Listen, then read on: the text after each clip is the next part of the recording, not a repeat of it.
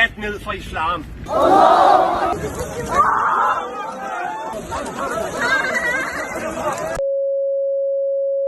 The visuals on your screen are from Malmo in Sweden, where a large number of people from the minority immigrant community gathered for violent protest. The protest began after the copy of the Holy Quran was burned in Malmo on Friday by members of the far-right Danish party Stram Kurs. It led to a huge outrage among the immigrant community as they gathered on the streets. Earlier in the day, the party's leader Rasmus Paludan was denied permission to hold a meeting in Malmo about Islamization of the Nordic countries, where it was rumored that the Quran would be eventually burned.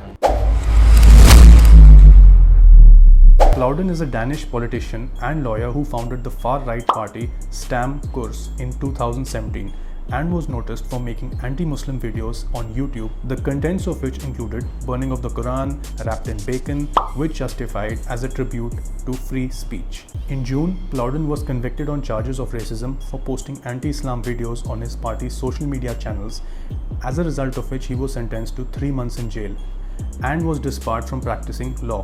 In 2019, he was sentenced to 14 days of conditional imprisonment for delivering a racist speech in June. He was found guilty on 14 counts. Paludan was close to getting into the parliament in the last Danish elections with a policy based on deporting more than 300,000 Muslims and banning Islam. Soon after the incident yesterday, on 28th August, Paludan was barred from entering into Sweden and was given a 2-year entry ban. The Swedish parliament's third largest, the right-wing Sweden Democrats, have often stated after Sweden took in large number of Muslim immigrants in 2015 and 16. Since then, it has led to a surge in crime. Then we bring in, like last year, 190,000 people that come from a very different culture. There's an explosion. Many Swedes view refugees as putting pressure on public finances in a country that has one of the most generous welfare programs in the world. A report in the New York Times reported that the large influx of immigrants into Sweden threatens the endurance of the country's model that depends on its residents paying some of the highest taxes in the world and understanding that everyone is supposed to work. But a large number of immigrants, many of whom are not as skilled and educated, means that they will depend on welfare for years, something that Swedes are becoming increasingly wary about. In the end, it just brings us to 2 questions. Any flag or any holy book is a symbol of all its followers.